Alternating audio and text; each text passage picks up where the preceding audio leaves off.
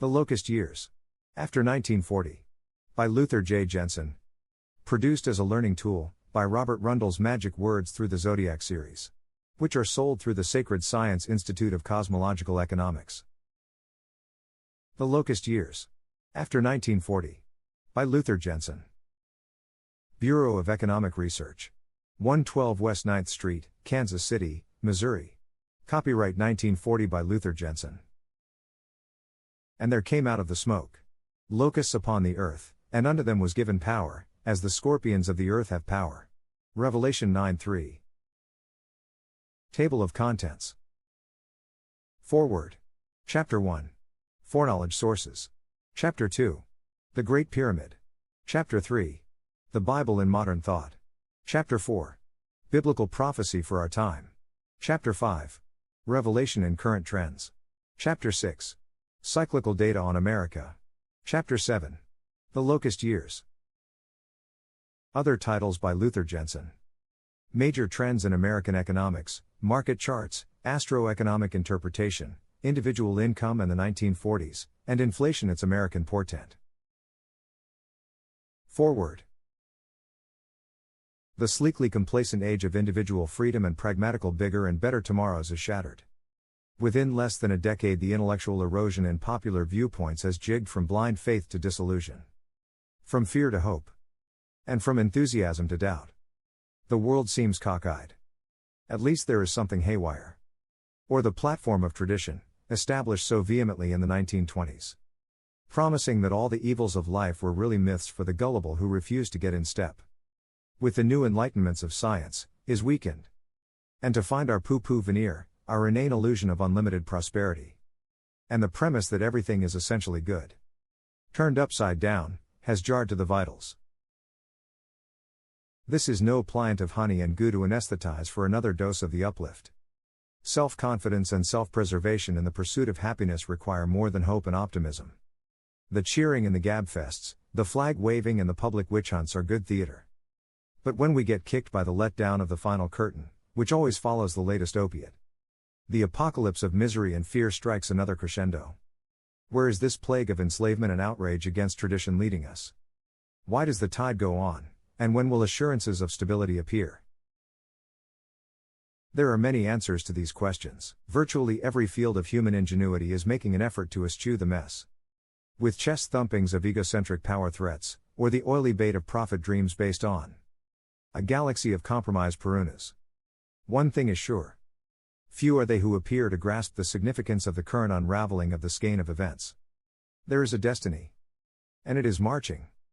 Conventionality may jeer. Wiseacres deride.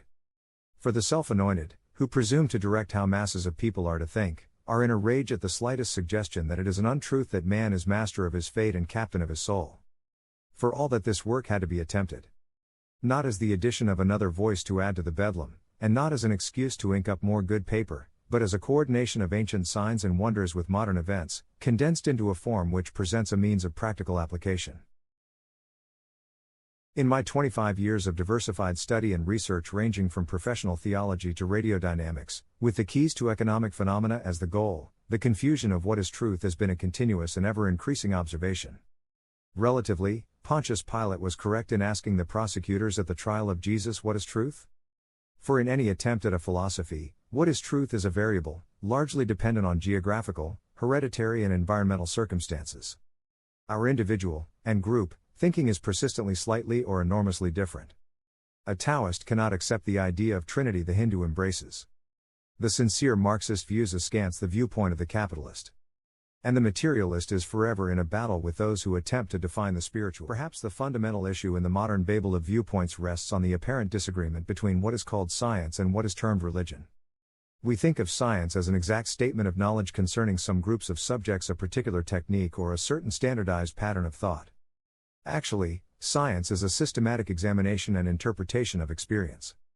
Subject matter cannot be restricted to physical and chemical things, or to mental and spiritual matters. In fact, science is a procedure in the acquisition of data, plus a humanistic way of looking at experience. Not a set of bland yardsticks of concepts. Religion is any system of faith and worship which binds the spiritual nature of man to a supernatural being. This involves dogmatism, or the establishment of opinionated and positive assertion. Theology, the statement of religious doctrine, is not religion but science. Just as philosophy is the search for wisdom, something different than either science or religion. Perhaps, in our mechanistic age of avid rationalization, we have forgotten basic premises of life itself, its motivating instincts, and its fundamental reasons for being. Truly, what we hold up as scientific fact is, in many cases, no more than a conventional prejudice.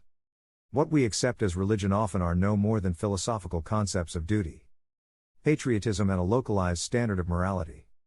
This mix-up reflects much of the disorder of current thought in the efforts to unscramble not only an individual credo of existence but a basis for unity in national attitudes. For example, we persist in terming the United States a democracy when it is a republic.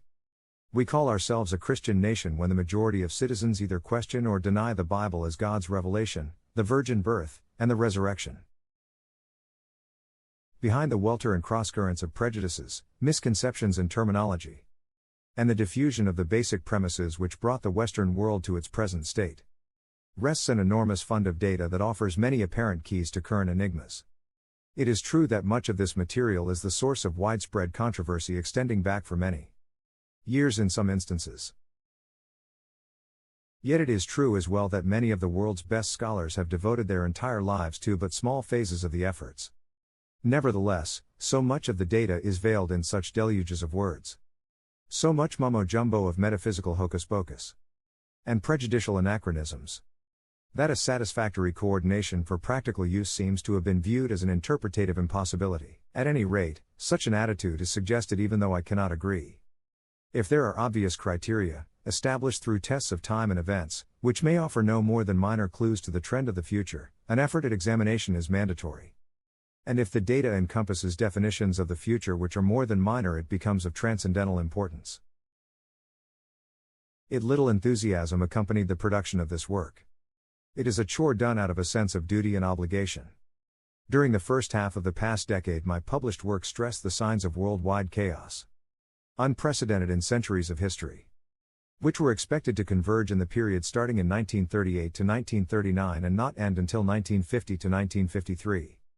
Up to now, the timetable of major prospects has been realized with distressing confirmation. With the greater period of difficulty apparently yet to come, it is deemed necessary to present the fundamental factors used as a basis for much of the interpretation. After all, the individual desires self-preservation these days. Chapter 1.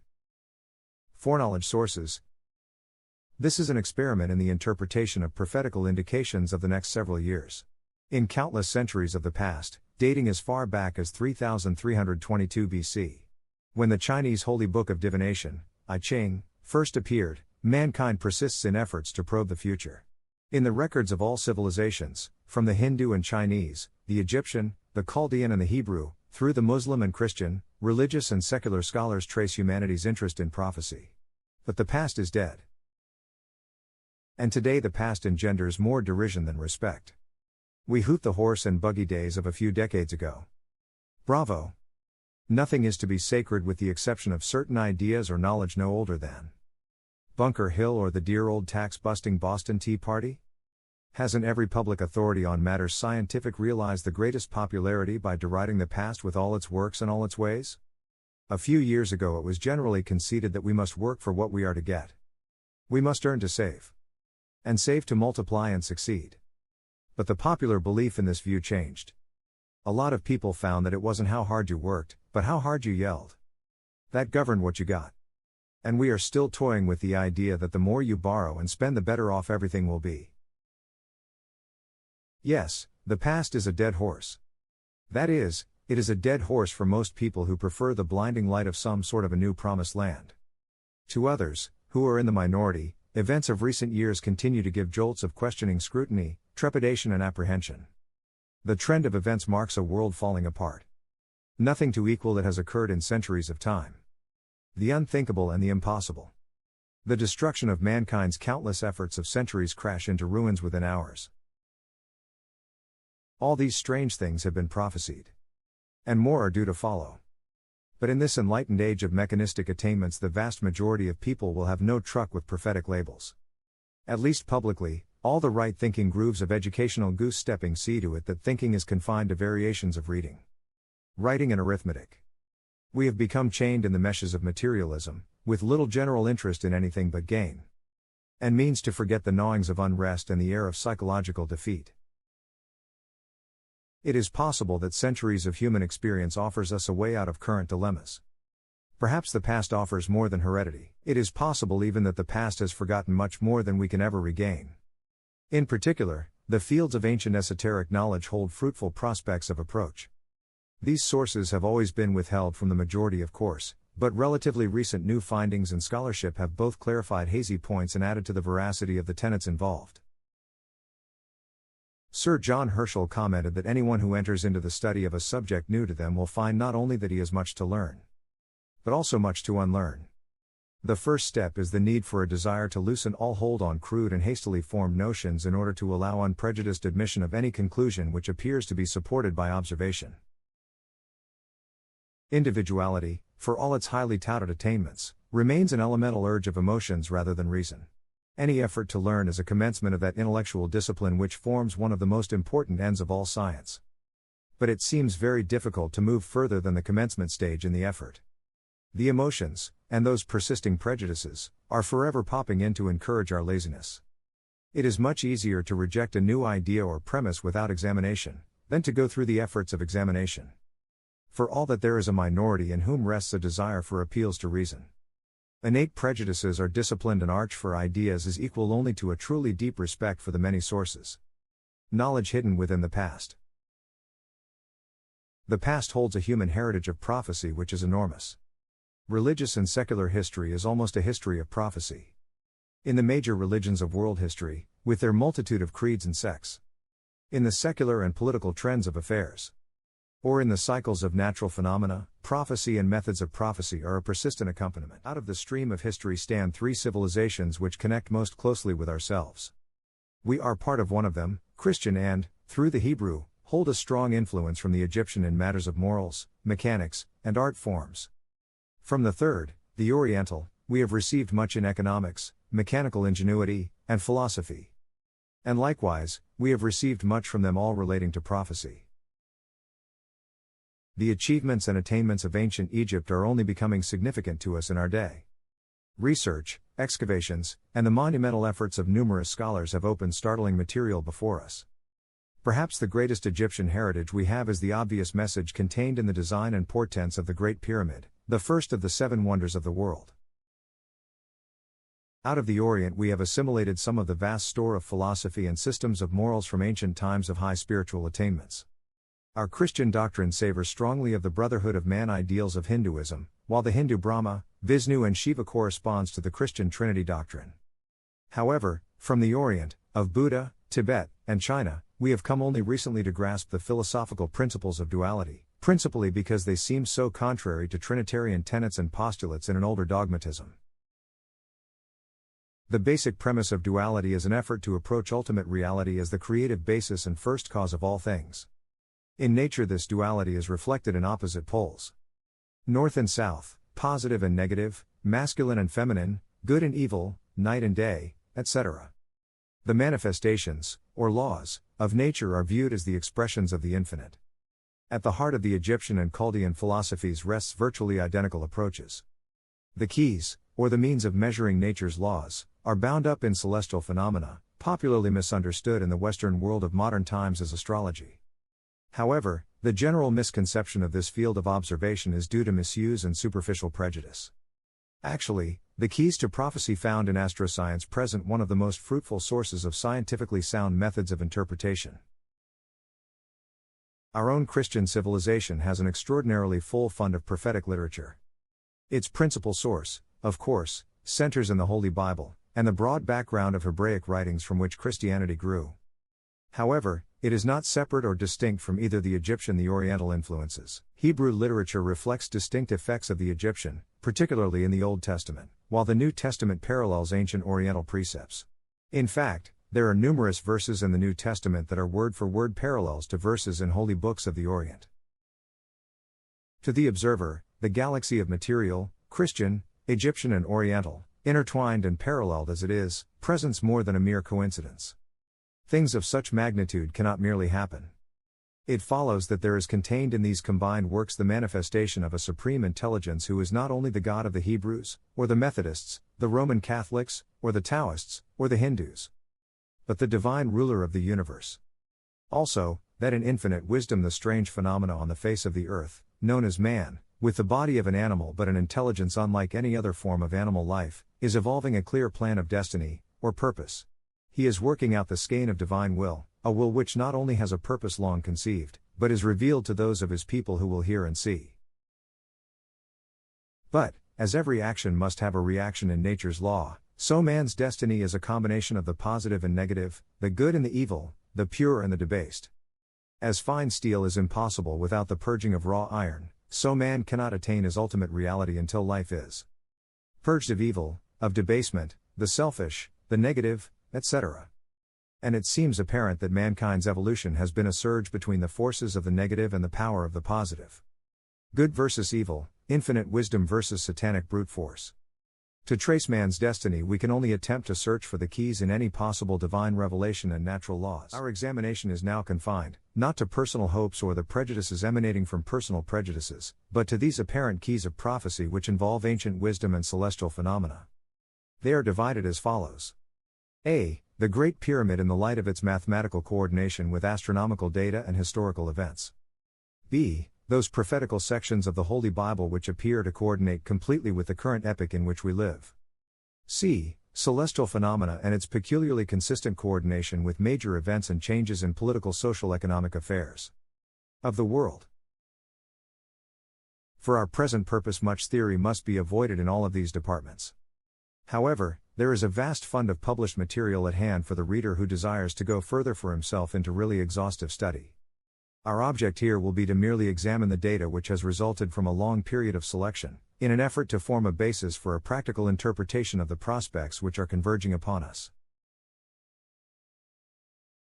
Chapter 2. The Great Pyramid. The enormous amount of details innumerable scholars offer as true concerning the Great Pyramid commands the respect of everyone. For new modern findings prove the veracity of most of the opinions. Today, organizations, which make a virtual religion out of pyramid study, flourish. While Masonic, Rosicrucian and many metaphysical groups have recognized the many significant details of the pyramid since the Middle Ages. That the pyramid held significance in the minds of the founders of the United States of America is reflected by an adaptation of it having been placed on the reverse side of the Great Seal of the Republic.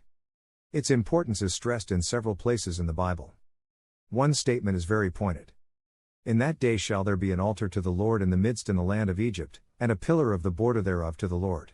And it shall be for a sign and for a witness unto the Lord of hosts in the land of Egypt. Isaiah 19:19 and 20. And there are many other striking references.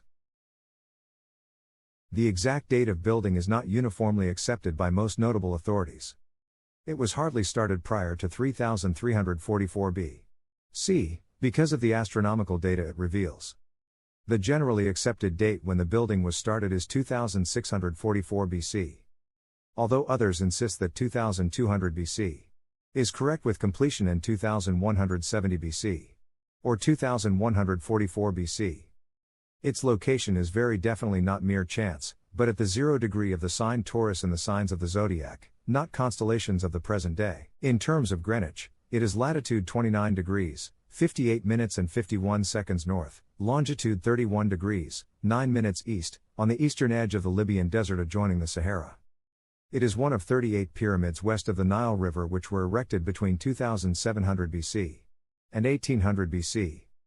The Great Pyramid was the first and greatest to be built. It is the only one with a square base constructed entirely of stone. It was built to 484 feet and 5 inches. It perfectly squares a circle in relation to its altitude to the length of one side of its square base of 760 feet. It is a veritable historical library rather than merely a tomb. Built as a tomb, modern opinion believes that it was never intended for actual burial locale but that its design was used as a method of camouflaging its message to posterity. At any rate, its entire structure is laid out with a mathematical precision which gives new meaning to history and prophecy. Of the more important and scholarly works on the subject, the Great Pyramid. Its Divine Message by D. Davidson, M.C. is outstanding.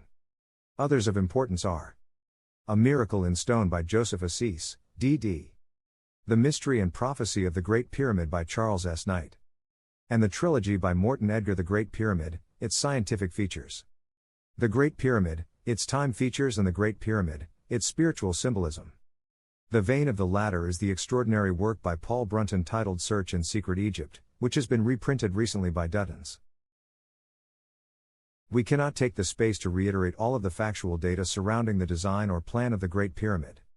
However, a few of the facts, as presented by Petrie, Davidson, Smith and Sr. bear repetition in part. The observations to follow depend much on their data. It is an interesting sidelight on popular thinking, as promulgated by school texts and those who have the public ear in science like Mr. H. G. Wells, that this structure, along with the other pyramids, are of an almost incredible vastness erected in an age when engineering science had scarcely begun. And, that nothing but coincidence could have the Great Pyramid take on any important meaning in our modern times. This is typical of the wiseacres. Nevertheless, a few of the Great Pyramid measurements are as follows. The ratio of its height to the distance between the Sun and the Earth is exactly the polar diameter of the Earth in miles. The quotient of the weight of the pyramid to the weight of the Earth is specific. The pyramid specifies the exact mean density of the Earth, a factor variable up to 3/10 until only recent years of modern science.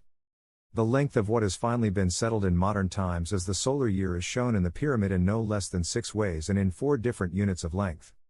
The distance from the Earth to the Sun, another modern problem on which there is not uniformity of opinion, is specifically stated.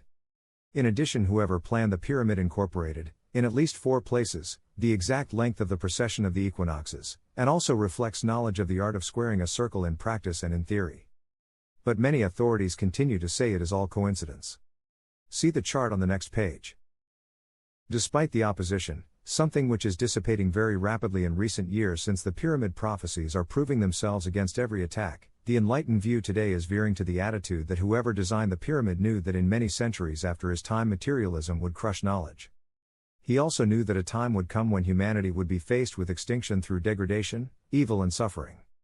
If, when that time arrived, his message could be given to civilization, then not only hope but a key to freedom could be placed in the hands of the people. According to pyramid computations, the Age of Darkness was to begin about 1558 AD and end in 2045 AD. During that period a race of men would appear with the faculties to enable them to receive the Great Message, in order that in the Great Tribulation from 1914 to 1953 the keys might be used. This 500-year period starts with approximately the times of Francis Bacon, or about the time when observation and study was turned to natural phenomena encompassing mechanics, chemistry, etc. instead of the pure scholasticism of the Dark Ages. The greatest undecided point of pyramid computations is a constantly repeating displacement factor of 286. It is often called the builder's error, but pyramid students insist there is nothing accidental in the pyramid. At any rate, this factor is the source of much contention and disagreement in the formulating of specific dates for the timing of major events. Laymen who overlook the major elements of pyramid prophecy often suffer considerable disillusion when certain dates, promulgated by various groups, fail to materialize startling events. But these are not pyramid faults, they are merely definite conclusions based on pure conjecture. In the general historical stream of events, when coordinated with major pyramid measurements, counting in inches a year, including allowance for the factor of 286, the entrance passage is taken to represent history from the period of pyramid construction to the time of Exodus of the children of Israel, or from about 2625 BC to 1486 BC. The first ascending passage is believed to mark the period from the Exodus to the day of the crucifixion of Christ. At this point 2 passages occur, one leading to the Queen's Chamber, symbolizing the rejection of Christ as Messiah by the Jews, and the Atonement. The other passage is termed the Ascending Passage or Grand Gallery. This passage represents history from the time of the crucifixion to August 1914, or the beginning of World War I. After narrow passage, the principal main room known in the pyramid, called the King's Chamber, is reached. The narrow connecting passage between the Grand Gallery and the King's Chamber represents the period from August 1914 to September 1936. Coming from the Grand Gallery into this passage is a stone block, the Great Step, symbolizing the beginning of a period of world travail preceding an awakening and preparation for revelation. This Great Step measures from August 4, 1914 to November 11, 1918, or the exact beginning and ending of the World War I. following the great step the low passage to follow, before entering the king's chamber, called the antechamber or chamber of the triple veil, measures from November 11, 1918 to May 29, 1928. This represents a truce in chaos where for about 10 years the world has rest from chaos and suffering. Just before the actual entrance into the king's chamber another low passage occurs. This computes in time from May 1928 to September 1936, the resumption of chaos and new world-shattering events.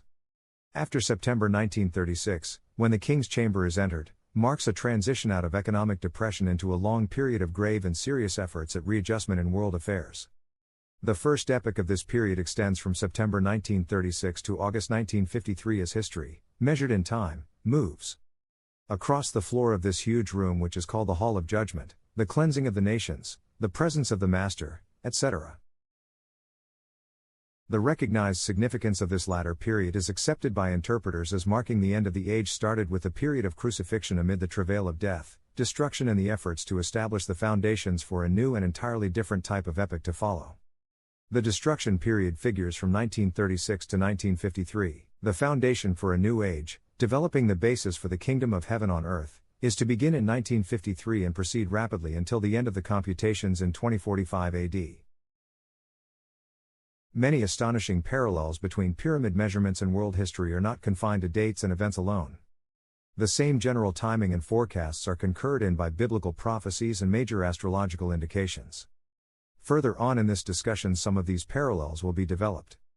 At any rate, the Great Pyramid is truly a phenomena unsurpassed in all history, and although it is unreasonable to read into its message too much detail, its coordination with the past is sufficient to command respect in its further aspects of the future. Chapter 3. The Bible in Modern Thought. Among publishers' book lists, the leader of the bestsellers is the Holy Bible. This has been the situation for many years. No other volume is printed in a fraction of the translations, and no other text has been used to cover paper with ink in such vast quantities. The reasons for this condition are many, of course. It is one of the oldest and most consistently publicized works extant, and it is the foundation for Christian doctrine. Nevertheless, in terms of the total number of books printed, the proportion of Bible sales to all book sales has declined precipitously in the past 2 decades. In recent years, notably since World War I, new religious sects and creeds have sprouted furiously as a large percentage of humanity gropes in an increasing discontent with revealed religion. The principal tenets of this so-called liberal movement stress various degrees of coloring of the positive philosophy and brotherhood of man idea, depending on the degree of intelligence their most avid disciples enjoy most fervently. The idea is carefully insisted upon, usually with unimpeachable honesty, that a new and more streamlined Christianity is offered. Something so improved over the old-time religion that it will point out the answer to the congenital miracle seekers. But even the enlightened bosses of these outfits themselves seldom know they are offering the same philosophy of all religions. Instead of refining Christianity, they are unknowingly rejecting it, but they are supplying a demand. People have been losing their moral bearings in repeated disillusionment and skepticism which have developed out of the maladjustments of a machine age. A new wave of hedonism, or the idea of gross self-interest, self-indulgence and the plan that after all perhaps the only real good is pleasure, engrosses the world. All the old standards of the past are shattered and, in a crisis, there is nothing to turn to for moral stamina. Every great teacher of history, including Krishna, Lao Tse, Tao, Zoroaster, Buddha, Confucius, and Jesus, held philosophies which were essentially identical. They have lived in the memory of mankind because they keynoted the hopes in the heart of man, by means of parables, or symbolism, or proverbs. But the phenomenal situation is that they all developed followings widely separated in years and geographical locations. Apparently their uniform basic philosophy reflects truth that is divine, adapted for the particular age and period where they taught. It is divine revelation but tinctured with variations to allow spiritual outlet for the fundamental fear in the environment of its birth. Where divine revelation ends and desire for faith to allay fears begins is, as it has been throughout religious history, a more endless problem today than ever before, in all major religions. The extraordinary success of the scientific outlook makes a fetish out of tearing down. Everything today must be capable of explanation in one-syllable words. It cannot be weighed, measured or counted, with positive results computed in advance. It is presumed to be foolishness, and superstition of the unenlightened. Avid promulgators of this conventional enthusiasm for laboratory dissection have had a luscious plum to attack in getting at the Bible and Christian orthodoxy. The point is rather generally publicized that the organized church is decadent and all the Bible a trail allegory and myth so far as a truly enlightened world is concerned.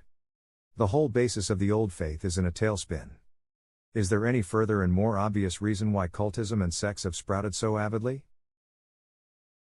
Organized Christianity is facing increasing difficulty to survive. For several decades, membership acquisitions have followed a decreasing rate. Declining birth rates are a part of the cause, and lower per capita income forces some people away from any continuation of participation in church activities. But these are not major factors. Examination of church attendance reflects a higher membership turnover per year with a decreasing number of new members to an increasing number of withdrawals. The cause of this decadence does not seem to rest on only one or two factors. There are many elements involved. Possibly the decadence theological teaching and the relatively lower standards of seminary instruction have discouraged competent ministerial material. It is only too true that theological seminaries, with some widely scattered exceptions, are a century behind run-of-the-mill modern university facilities and methods. In most cases, subjects, textbooks and material are identically the same as 75 years ago. This condition is not conducive to intellectual attainments greater than industrial centers, waterfronts and isolated rural sections. The graduates of these schools lack every requirement demanded of them by prospective parishioners who are products of the scientific attitude. Modern clergymen reflect this condition by the manner in which they have descended from intellectual leadership to the position of ministering religious chores. Another problem developed out of the post-war period when the trend was toward bigger church buildings and more expensive properties. The easy flow of wealth made large gifts and donations a tremendous incentive to organizational expansion. Debts were assumed totaling enormous figures in the church life of the 1920s, and with the attending increases in operating overhead, the First Depression years of the 1930s brought ruinous burdens to clergy and laity alike. Economic anxiety was injected into religious activity. Because of the stress, the trend came to a concentration on organizational needs and self-preservation and a forgetfulness of spiritual efforts and purposes. Churches aimed to please rather than lead then, and it was only one step further to make their buildings low-cost social centers instead of places of communion and worship. Today these factors, coupled with the unending philosophical and scientific attacks on doctrinal points, generate an inner sense of frustration among clergymen themselves. Prospective lay workers no longer show the evangelizing enthusiasm and faith of a decade ago. Church-going is now more of a conventional routine than ever before. Sermonizing is no longer a revival of individual faith but a rationalized cajolery of stumbling compromises to suit current conventions. This condition fails to afford the majority of the masses of people with the strength to combat the innate fear of death, darkness and the supernatural which they seek from a religion. The notion grows that Christianity, except as a moral code, only has spiritual significance by being an established liturgical form which is maintained out of honor to the remnants of the past. This complex train of conditions appears to hinge on the faulty rationalizing of the Bible itself. The hair-splitting exercises of higher criticism, the subterfuges to maintain biblical interest in the ace of apparent scientific refutation, and the persistent business policies of organized Christianity, so designed that the clergy will never attempt to publicly rub the latest academic authority the wrong way by disagreement, has made the Bible little more than a tomb for family records, a handy item to have on the table for references purposes to prove some cliché, or show the preacher some biblical knowledge. Yet the entire foundation of organized Christianity, or revealed religion as we know it in the Western world, is completely dependent on the veracity of the Bible, as the inspired Word of God. On this thesis the Old Testament is of equal importance with the New Testament. The story of creation is basic as the four Gospels. To reject the virgin birth, the resurrection, but choose to accept the divinity of Christ is an untenable subterfuge which negates the entire work. This is what has occurred in organized Christianity for centuries, however. And today, exegetical disagreement among creeds has reached that point where there is not an undisputed point in the entire book. To supply a demand for even that market excellent scholarship has been directed to new streamlined Bibles where new translations give new meanings, sections are rearranged, and large parts are deleted entirely. For all this disintegration, with its actual rejection of everything but lip service to the moral code of Christian tenets, the situation redounds with increasing proof of the power and veracity of the Bible as divine revelation. Actually, our super science of modern life, with its apparent refutation of laws divine, and its exaltation of everything pertaining to the physical, is not a proof of the futility of Christianity's precepts at all. There is a vast amount of evidence reflecting considerable certainty that recent and current trends in the philosophy of materialism, with its dire effects on social, economic, political trends and world chaos, are merely confirmations of ancient biblical prophecies. Possibly this is one of the underlying reasons biblical statements have been under such persistent and unrelenting attack these past centuries. Humanity holds an inveterate dislike for anything tending to distract from its own sense of power. The history of temporal power has been a history of the curtailment of the spiritual. Where it was expedient, religious freedom has been guaranteed by civil authority, although popular opinion sees to it that any minority does not stray far from the popularly accepted view of what is acceptable dogma. It took bravery, and considerable suffering for independent excursions contrary to the majority, to carry to conclusion the efforts of Galileo, Luther, Mesmer, or Kepler in an older day, or Sir Oliver Lodge, Sir Henry Drummond and Duke University ESP work in our day. For to humanity the unknown is a source of fear which must be rationalized. If rationalization is impossible, then complete rejection is deemed necessary. This note of a source of fear is part of the rationale of organized religion. In philosophy, there is a wide distinction between spirituality and religion. Spirituality is the unknown, the occult and the esoteric in conventional terminology. Religion, in the popularly accepted as defined by Durkheim in his Histoire du spiritualisme expérimental. It is nothing more than a solidary system of beliefs and practices which unite adherents in one and the same moral community, called a church. In their words, spirituality is one thing, but religion is nothing more than a matter, a social and collective unit whose alpha and omega centers and malign only the organization. Under this generally accepted definition, religion can be a group, a card players' club, or a league against overprivileged youth. Spiritual labels, such as justification by faith, the Bible as the inspired and redemption, etc., are the appendages we have made them in our church affiliations and practices. This reflects how the Reformed Church in particular and the Christian Church in general has patterned the organization as the same unit in our time. Spirituality is secondary to the organization, as principles are secondary to organizations in machine politics. When an organization deteriorates, whether through weak leadership and befuddled meaning, or the assailments of economic problems such as mortgages, overall and debt, the entire structure perishes, for the foundation is merely a form of collectivism and not spirituality. Obviously, the Bible is merely an appendage of modern religion of the churches. It is a symbol of the past, the world's most highly accurate piece of literary achievement, a historical record, a compendium of interesting fables and a mine of poetical moral statements. It follows that its veracity as a revelation to man, by a supreme being, of destiny, and a definite plan for sources of events yet to come in the scheme of things, is open to every scientific refutation.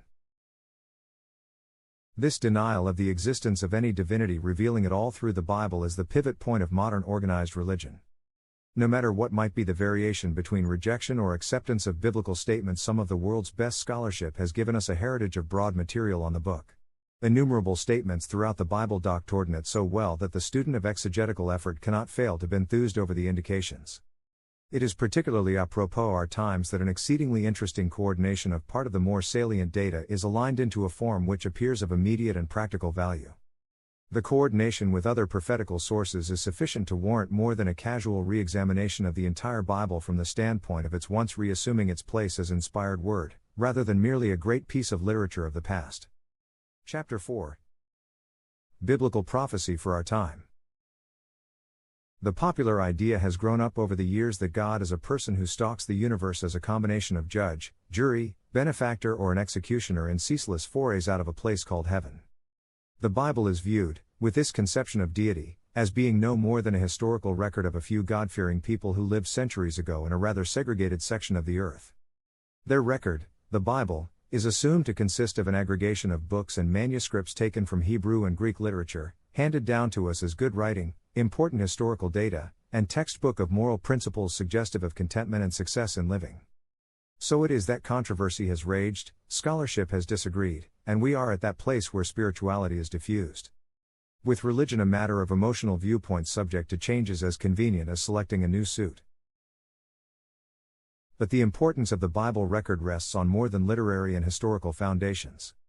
Its authors viewed God, not as a bewhiskered Yahweh, but as omniscience and divinity, which are spirit, love, truth, and law. In the apparent folklore of the text was inculcated a reflection of knowledge of spiritual discernment, in order that mankind would have the factual data concerning the universe, man and God.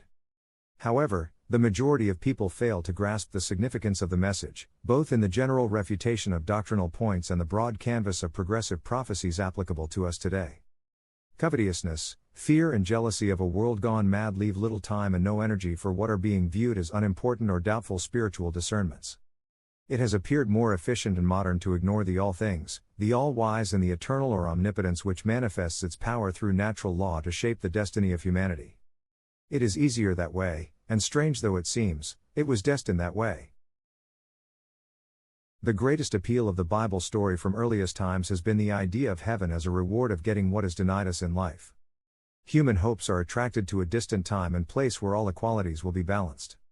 Any effort, such as discipline, self-denial or restriction, seem easier if a reward follows. To bear a cross and live, at least outwardly, a circumspect and unselfish life is almost attractive when heaven is ahead. And to the careworn and the weary the thought of eternal rest and the peace they never reach makes a desire for heaven the epitome of unfulfilled wishes. It is this dream which has gripped the world with the doctrine of immortality and made religion the most potent social force of civilization.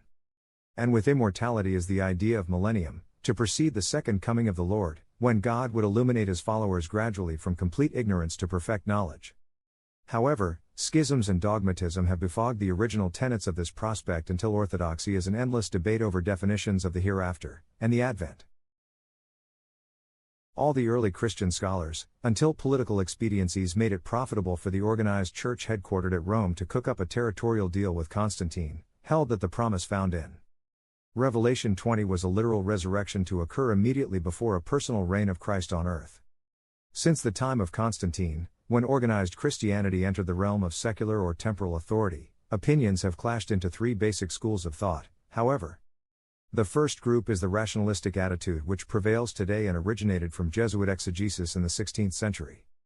Here all Bible prophecies are viewed as strictly human production written in allegorical form as historical reporting of events after they have transpired.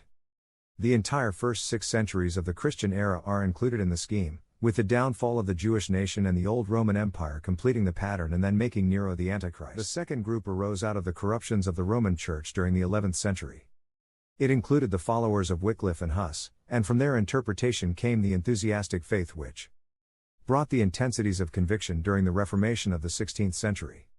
It nerved timid Catholics to deny the papacy and follow the reformers in Germany, England, France, Switzerland, Denmark, Sweden, Italy and Spain, and it has been the basic difficulty in all attempts to bring the Reformed churches into a reunion with Rome. This group holds to the general theme that the temporal power of the Roman Church was the Babylon of biblical prophecy while its methods of operation represented the Antichrist. Out of this basic premise sprout the beginnings of the Reformation which crystallized with Luther's theses, the sale of indulgences, and then involved matters of temporal power involving civil authorities. And to this day the theological dogmatism of the Reformed churches retains its original interpretation toward the papacy and refuses to leave its position and refute its attackers by swinging to the third group interpretation of the prophecies of the Bible. The third group is more in line with the original biblical interpreters, or primitive church fathers. This group views the Bible as a revelation of God to man covering all time, from the beginning to the end. For instance, the prophetic section of Revelation from chapters 6 to 19, have only begun in our day, with most of the promises yet to be fulfilled. A major place in the Apocalypse is given to a literal Israel, although there is disagreement as to whether the Jews, the English and Americans, or some other racial group, represents Israel. A man who is an extreme infidel is expected to appear as the Antichrist, who shall rule for 7 years and very bitterly oppress the world for 3½ years near the date of the Second Advent.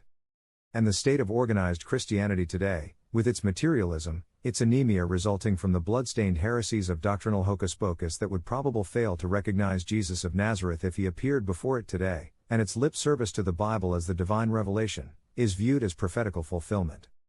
The entire organized church is only a part of Babylon, not Rome alone, from this viewpoint. Of these three divergent views of biblical interpretation, the arguments between the first and second groups claim most popular attention. Until comparatively recently none of the adherents of the first group or the second group would deign to more than recognize the views of the third group. The contention is based on the idea that the third group demands our enlightened age return to the primitive ignorance of the early days of Christianity when the Bible was written. It has been held that scientific progress proves there could be no mature knowledge, particularly of such immense prophetical importance to our own present and future, in the mechanical ignorance of 2,500 years ago. To hold such a tenet has been deemed, at least in higher criticism and the scholasticism which has been the lifeblood of organized Christianity, errors of mere children inexcusable in men.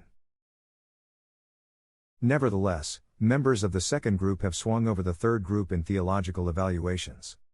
Some immense work has been carried on, although the organized churches have ignored the conclusions.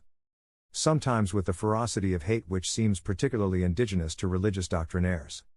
The basis for the opposition is the same old foundation which split the Reformation almost at its beginnings, the argument over the doctrine of justification by faith, which was the basic tenet of Luther, or the doctrine of justification by works.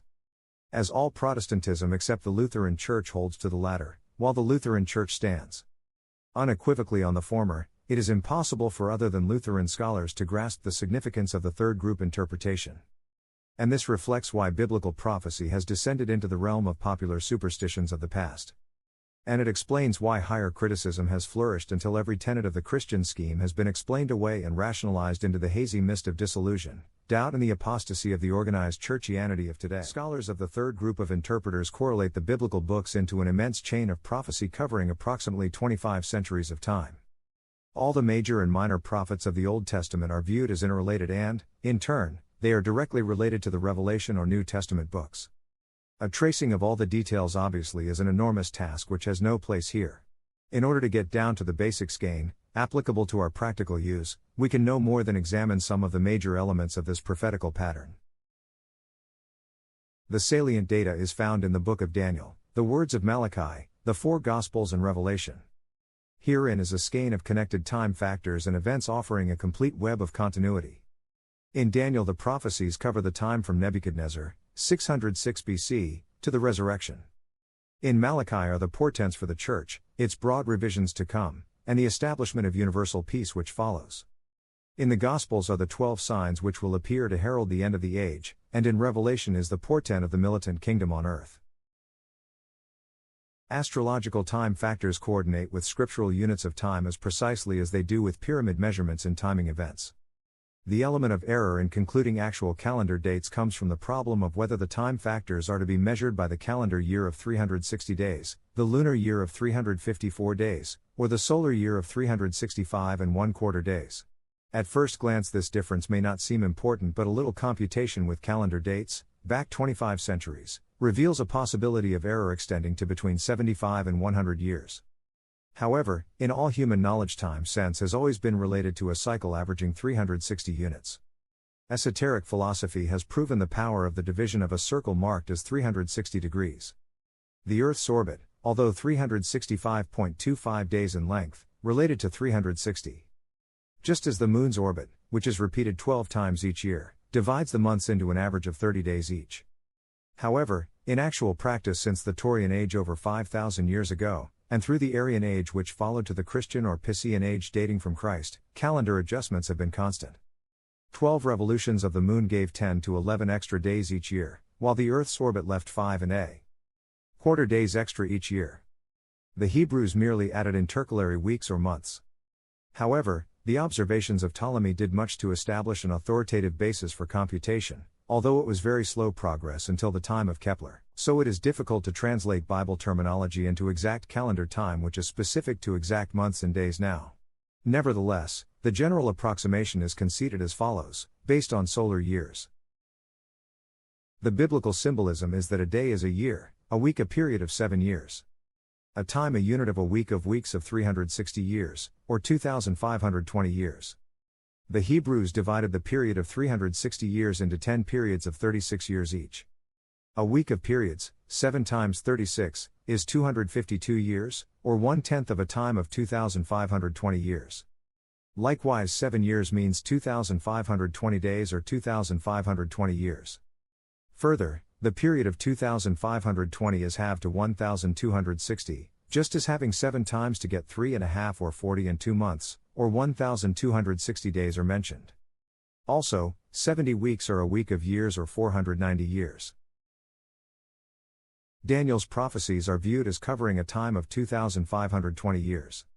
The time of the end computes from Nebuchadnezzar, either from Daniel's captivity in 606 BC, or from the time of the attack on Judah in 598 BC. Adding 2,520 years to the first comes to 1914 AD. To the second 1906 AD. But it is obvious that the attack on Judah was minor to Daniel while his captivity was a major event. Therefore Daniel's Gentile era extends from 606 BC to 1914 AD. His visions of the image and the four beasts are fulfilled in the history of Babylon, Persia, Greece, and Rome. The little horn refers to the rise of Mohammedanism, while the beasts refer to nations to arise after the Roman dispensation is broken. Like a lion and had eagle's wings is construed as referring to a united front of England and the United States, something which has become an actual trend only within the past few months. Like to a bear is accepted as Russia, while like a leopard, which had on the back of it four wings of a fowl is a label undefined until Nazi Germany, in the critical prophetical year of 1932, assumed a new order with the swastika symbolizing four wings of a fowl. The beast with 10 horns is looked upon as 10 descendant European nations from the old Roman Empire which emanate from the first stage of an undivided empire to a tenfold division. And then, in the last times joined together in a tenfold commonwealth of nations under the domination of the beast or Antichrist for a week or 7 years, half of which will be marked by tremendous suffering and oppression, or 3.5 days. Divisions in time of the Daniel times of the Gentiles are divided into the first or captivity period in the 160 years preceding the overthrow of Zedekiah. The second period of major transition computes from the fall of the Roman Empire in 476 AD to the Mohammedan expansion and fall of Jerusalem in 637 AD. The period of fulfillment, or final era, is from 1677 AD to 1914 AD. In this period the papacy declined, Mohammedan strength diminished and events were launched which restored Jerusalem under Christian mandate. And during this period virtually every war Turkey has fought brought defeat. In World War I Turkey had shrunk so steadily that it was virtually destroyed, and today it is virtually impotent as an independent nation. This is the general outline structure of the Daniel prophecy. To the researcher a vast field of material is available affording opportunities to weigh each statement in a manner that the whole pattern of major historical events in the past 2,500 years can be coordinated with Daniel. A multitude of dates and trends can be located and their steady coincidence with events soon reaches an amazing total. Of the prophecies in the New Testament scholars and even the clergy discount much of the data on the ground that it was all written long after the events transpired. This foible of the higher criticism is a prime source of exercises in scholarship gymnastics which have led to many juicy honorary degrees and academic applause. As important evidence, refuting claims of divine revelation indicated in the Gospels and Revelation books. The proofs do not stand up. We cannot accept the words of Christ, as given in the Gospels, and then refute the other statements, and maintain any continuity in our postulates of Christianity. All Christianity is either pure falsehood from beginning to end, or it is all true, not partly true. And the evidence is old enough and sufficient enough to point to the true side. As pointed out before, theology and spirituality are two different fields. Our organized churches have been engrossed in theology rather than spirituality ever since the deal with Constantine. The obvious theological route could not carry far if based on the Gospels, and the Gospels seem to have been assiduously avoided by every temporal leader of importance in church history except Martin Luther and Philip Melanchthon, his co-worker. The Pauline epistles are the foundation stones of churchianity. A moral code of negation, actually a denial of the brotherhood of man, and an engender of hatred, animosities, the holier-than-thou attitude, intolerance, and the narrow-minded bigotry which has come to be a dominant trait of modern church life. But when the times of the Gentiles be fulfilled, gospel prophecy calls for this decadence of the church. It is one of 12 indicators of the end of the age. In perspective, the Gentile age, or Christian era, according to the Gospels and Revelation, ends after a. Full liberty is given to Satan. b. The organized Christian church is persecuted. This condition is rife throughout Europe, Russia and to some extent in Mexico. c. Organized religion declines as a potent force in human life. d. False promises are given the people to turn them away from God. This is manifest by the growth of communism, fascism, humanism, rationalism, higher criticism, etc. e. Wars and rumors of wars. War has been virtually incessant since the age ended in 1914. f. Unprecedented earthquakes, pestilence, and famines. g. Not only a decline in the church as a power but actual and widespread desertion of religious participation. H. The preaching and establishment of Christianity throughout the world. There are missions or churches in every populated locality on the earth today. I. The worship of materialism and reason as the basis of faith. These are 9 gospel points already fulfilled. 3 remain to be confirmed. These 3 are believed to be as follows. A. The conversion of the Jews. Although many Jews have espoused Christianity, Orthodox Jewry remains steadfastly in denial of the Trinity. B. A complete desertion of Christianity by the people. This is denied as unfulfilled, of course. However, the rapid expansion of anti-Christian ideologies since World War I and the decadent liberalism of the organized church seems to reflect that apostasy has gone far. C. Universal peace on earth. This is far from fulfillment today. Nevertheless, that time is nearer now than when the League of Nations was attempted. The current trend toward the chaos that follows the destruction of economic, social, political standards now in process can result only in the exhaustion that forces peace on the world. The revelation of St. John the Divine is prophetic of an era yet to come. It reflects the sufferings by the faithful and true of the Christians during the reign of the beast or Antichrist. The sins of those forces of evil which dominate the world. The eventual judgment to be poured those evil forces. The advent of the Christ, and the resurrection, the establishment of a new dispensation or New Jerusalem. The revolt. The millennial or 1,000-year reign in glory under Spirit, or God. Of the new heavens and the new earth, or the attainment of so far popularly undiscovered spiritual and material forces which will enhance the happiness of mankind. Our present times represent a period of transition. This is a period of darkness, or the usual part of a time used so often in Hebrew chronology, or 1/10. As a time is 360 years, the tenth or tithe is 36 years. With the 2,520-year age ending in 1914, the period of darkness is 36 years, or to approximately 1950. This period also marks the cyclical transition of time out of the Piscean age into the Aquarian age phase of the great year of 25,920 years. The time it takes for the precession of the equinoxes through the zodiac. This represents 720 solar periods of 36 years each. One segment of the new age in the solar period started in 1914, carrying into 1950. In this biblical chronology and in the data on the Great Pyramid, the close coordination of time values with dates and trends in history offers a clue to human destiny that enables the observer to bring a basis of interpretation out of complete chaos.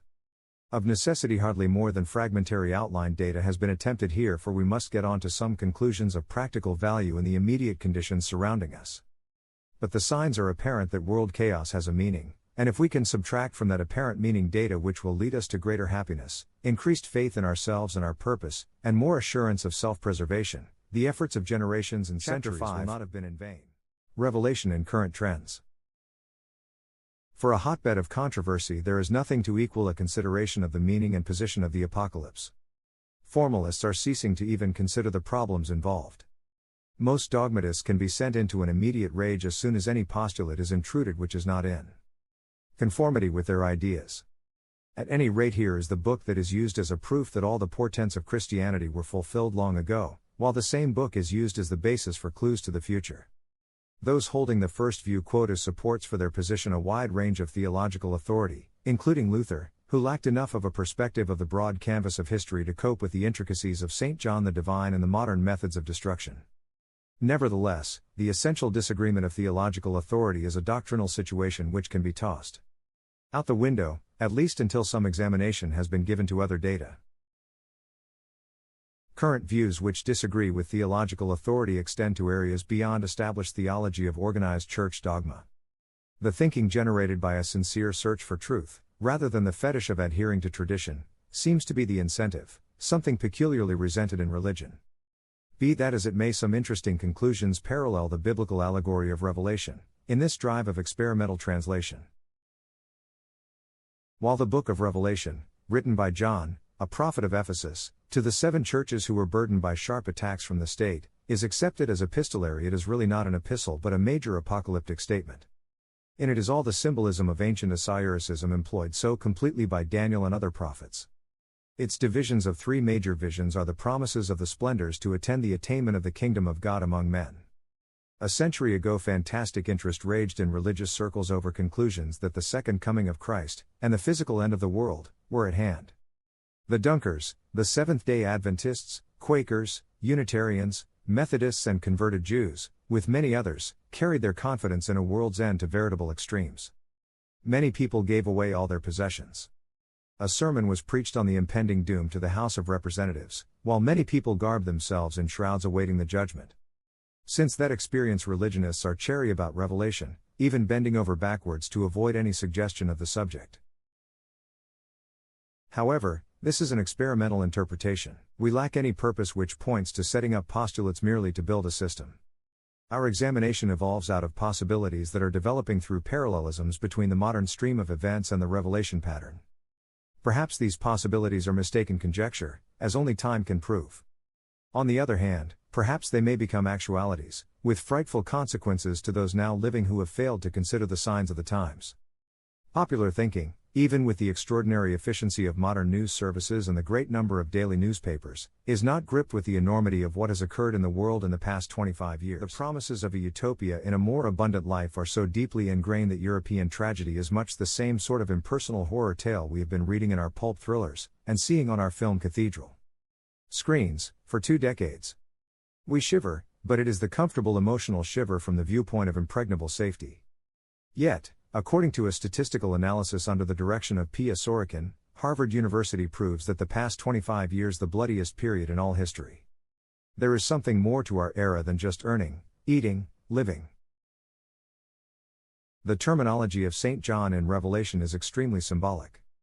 For example, 2 women are spoken of, one a harlot and the other a bride, who are identified with the 2 broadly contrasted cities of Babylon and Jerusalem. This suggests the following. The harlot represents the rise and power of an apostate ideology directly contrary to Christian philosophy and faith, which gives birth to the Antichrist and reign of the beast. In today's scheme, this is epitomized by communism, fascism, National Socialism, etc. The people of the city Babylon are all those, no matter where they are located, who embrace the harlot apostasies. This is further confirmed by the name mystery, Babylon the Great, the mother of harlots and abominations of the earth. Mystery, or the device of the 5th column, is synonymous with the events of the past months.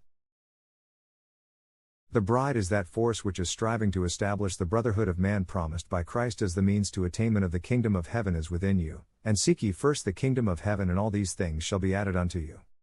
Today this reflects the fundamental of our democratic ideals, although our experiment in democracy has not yet gone further than a rather crude form. The city of the bride, Jerusalem, the antithesis of Babylon, represents people everywhere who work towards spiritual discernment in the path of the brotherhood of man. In this stage of our history, this division is representative of the democracies. Further suggestive meanings tie up the beast, full of names and blasphemy, having 7 heads and 10 horns in Daniel's prophecy of the fall of the Roman Empire into 10 parts. The beast is the Antichrist, the pagan philosophy of force, unleashed in its most extreme modern manner. By Prussianism in 1914 and reappearing with complete ferocity as National Socialism late in 1932 under Hitler, the 7 heads and 10 horns of the beast repeat the forecast of a tenfold commonwealth of nations which rises under the rule of the beast, who has 7 leaders commanding the 10 former nations. That the seeds of Prussianism are involved is further indicated by the German cycle of 9 years, or quadrature of the solar unit of 36 years, which marks the period from 1914 to 1950. For example, Germany launched a drive in 1914 which culminated 9 years later with inflationary ruin. After 9 years of reconstruction efforts, until 1932, Nazism was officially embraced. Following this out, the pinnacle of the regime, started in 1932, is attained in 1941. With the last 9 years of the 36 years cycle marking a repetition of disintegration, and end of the era. If the 42 months, or 3.5 years, terror of the beast is applied to the Hitler period of open warfare, it is a quest as to where to start the timing factor. Great Pyramid measurements point to November 1939 as a critical world date, while astrologically the eclipse of October 12, 1939 is close enough to the pyramid figure to start the 3.5-year period from the autumn of 1939. This would end the reign in the forepart of 1943. However, horoscopically Hitler fails to reflect the personal power which might elevate him to the stream of world prophecy as the beast of revelation. Von Ribbentrop reflects far more innate intelligence than all the Nazi figureheads weighed together, but even lacks the ability to assume the title. From this viewpoint, a further excursion suggests that the Nazi regime, as constituted in 1940, started in collapse at the Battle of Dunkirk, and under the triple conjunction of Jupiter and Saturn in August and October 1940, but more powerfully in February 1941, it will be ended.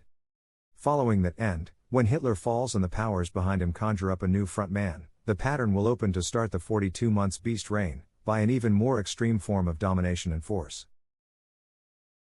The first signal to appear to confirm this conjecture would be the completion of the tenfold Commonwealth of Nations on the site of the old Roman Empire. This means the British Empire's withdrawal from the island of England and the fall of Gibraltar. Accompanying this event would be a joining of the Lion and the Eagle, United States and Britain, in a common bond of endeavor under democracy. Europe would be divided between the communism of like to a bear and the fascism of the tenfold Commonwealth under the form like to a leopard, which had upon the back of it 4 wings of a fowl. Dating 7 years from this division, or twice the 42 months' reign, would mark Armageddon, when the number of the army of the horsemen were 200,000, 200 million. Meat and the third part of men killed, so that it will take 7 months to bury the dead. This death struggle is accepted as pointing to involve Germany and her allies and Russia and her allies in Mediterranean Sea locale. At that time the seven-hilled city, Rome, and the papacy will be destroyed. This latter prospect closely coordinates with the increasing problems of England in the autumn of 1940, for official consideration is given widespread publicity that the British Empire headquarters may be removed to Canada. Further, the difficulties in the United States cycle assume strongly warlike indications in April 1942. The apparent necessity for an earnest and united front of the leading democracies, squeezed by the economic problems growing out of a fascist Europe, would bring the forces of the New Jerusalem, democracy, against the forces of Babylon, fascism, and break the reign of the beast 42 months after it begins to rule.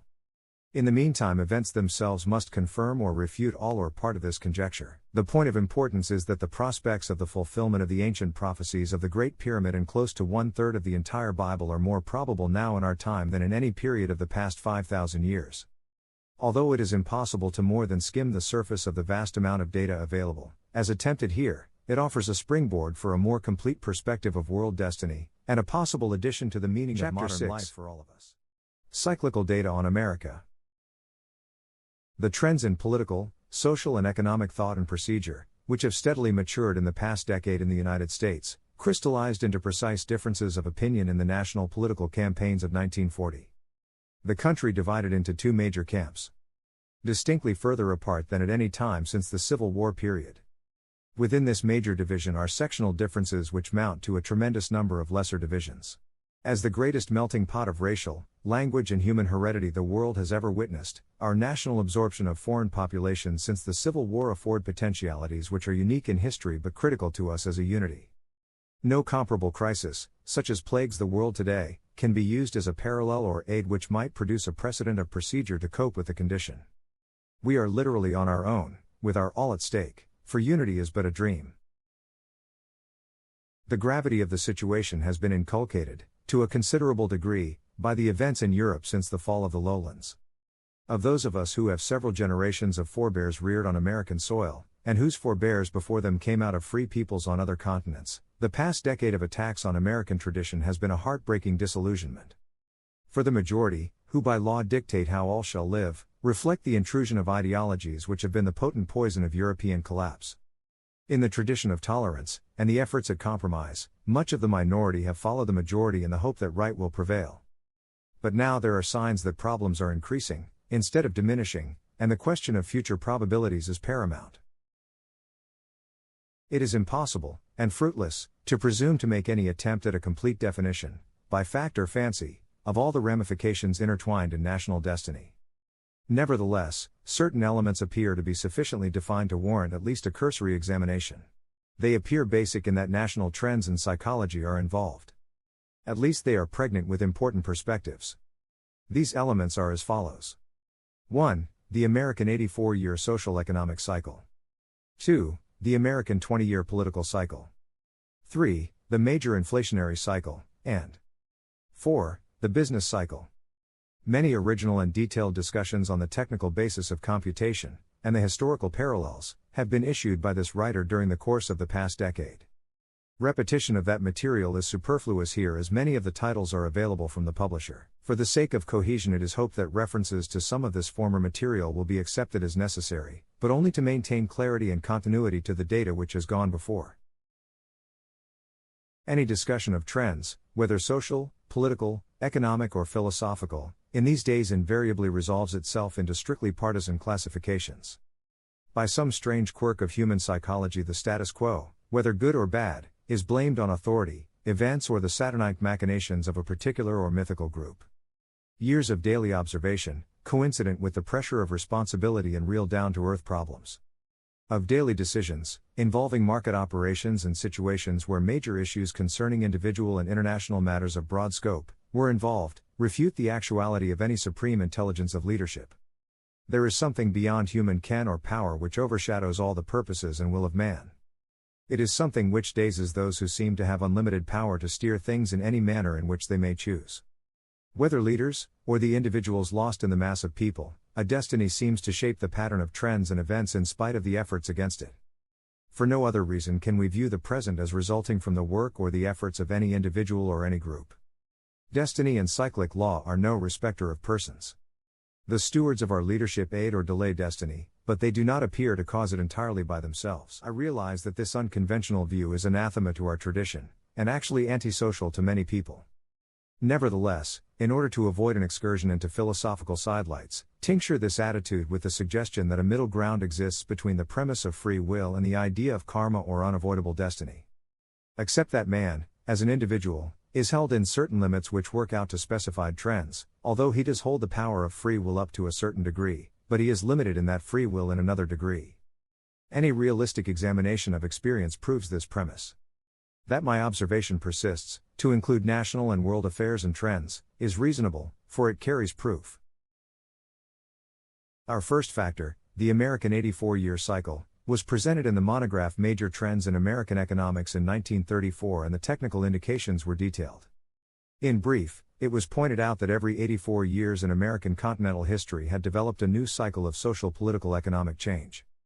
The first started in 1523 under the Spaniards, the second with the first English colony established on the continent in 1607, the third in 1691 with the period of almost a decade of colonial revolution, the fourth with the first Declaration of Independence in 1775, and the fifth with the Dred Scott decision and first trend toward secession in 1859.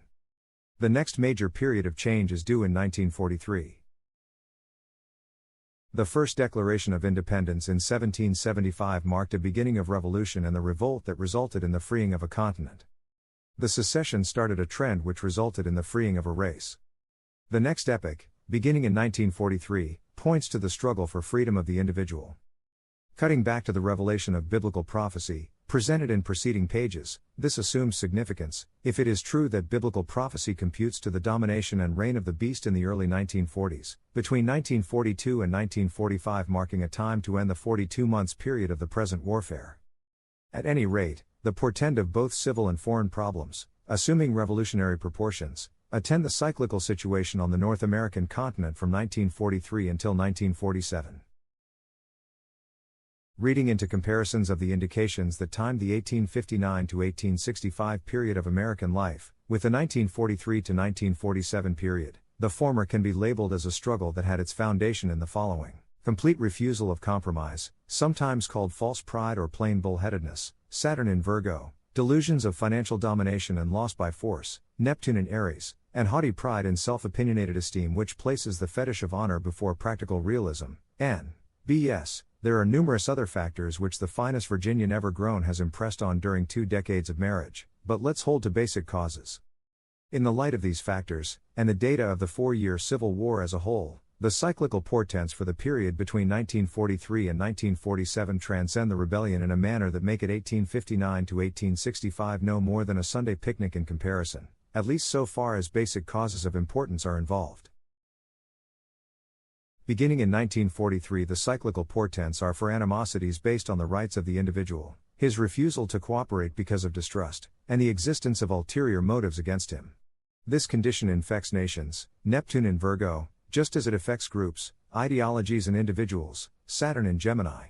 Organized labor, organized capital and organized political regimes are pitted one against the other, none of them open to compromise because none of them have faith in promises, agreements, or professed objectives.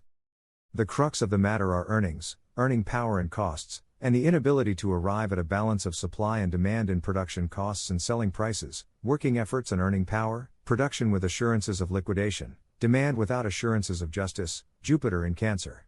This is amplified by forceful revolt against misunderstood contingencies, Mars in Pisces.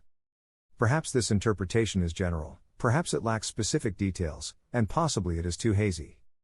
Nevertheless, it is the seed material, just as our underlying Civil War indications were the seed material portents. In esoteric circles for many years have circulated details of what is purported to be a vision by George Washington. Its authenticity, although ostensibly proven, is very much in question as actual fact. Be that as it may, it is old enough to carry a germ of truth, inasmuch as it first appeared long before cyclical research had found specific data to evolve the basis for the American 84-year cycle. The gist of this purported vision is as follows. Amid the low ebb in the Revolutionary War, when George Washington struggled for spiritual and material aid at Valley Forge during the winter of 1777, he had a startling dream. In it, soldiers converged by land and by sea on the United States, enveloping it like a vast black cloud. Hundreds of thousands of people struggled in mortal combat, cities were attacked, towns burned, and the thunder of cannon was deafening. Then the cloud rolled back suddenly, quiet reigned, for the Republic was victorious. Then a voice came out of the silence saying that 3 great perils would assail the nation before it would find peace and a firm foundation. The third period would be the worst, when the whole world would appear to unite against the nation, although it would come out victorious to find its real strength. This vision was revived as significant during World War I, when many interpreters believed that the third time had come. Events have disproved this contention. But now, with the reign of the beast impending, and the 84 years American cycle converging for the third time since the United States became a republic, there is prophetic confirmation in this dream. It is noteworthy that the United States never entered a major war in any other month than April. Nothing in the April 1941 portents appear strong enough to justify war declaration. However, April 1942 is critical. A trend toward war, approximately at that time, entails several complications of great significance through the coincidence in portents of the American 20-year political cycle. Approximately every 20 years Saturn and Jupiter pass in conjunction. Coincident with this phenomenon, history shows many changes at these periods, not only in magnetic stresses on the Earth which are reflected in earthquakes, abnormal weather conditions, and other human catastrophes caused by the elements, but in national and international changes in political, economic, social trends. These conjunctions reoccur for 240 years in the same triplicity of signs before moving to the next triplicity. They now occur in signs of the earthy triplicity since the conjunction of January 26, 1842. Economic coincidence with these periodic conjunctions usually accompany enormous struggles for power in money and politics, but aimed toward industrial and production efforts in particular. Jupiter symbolizes expansion in the light of the future. Saturn symbolizes frozen assets, the limitations caused by the past, and is retarding and contracting in effect. In conjunction, expansion is curtailed by limitations of debts, taxes, and tradition, which cause the Jupiterian incentives of expansion to bring borrowing or gambling on the future with assets of the past. It is an inflationary combination, rather than a healthy and normal continuation of routine, but above all it symbolizes change, an end to begin anew. Accompanying the conjunction of 1842, which fell in the third segment of the United States chart, transportation and communication, broad commercial expansion of railroads and the telegraph, which evolved to the telephone and then to radio since, began. The conjunction on October 20, 1861, in the 12th segment of the United States chart, restriction, marked the slavery contention and brought war, accompanied by financial limitations that generated inflation in both the North and the South. The conjunction on April 18, 1881 occurred in the 7th segment, others, marking the acceleration of organized labor, the development of the Red Cross, and closer-knit relations with foreign nations, which resulted in the drafting of important treaties. The financial note stressed others, the beginnings of huge combines, trusts and financial titans, that culminated in a cracking down on business domination, trusts and combines after the conjunction of November 28, 1901, which fell in the third segment, in opposition the Sun and square Saturn.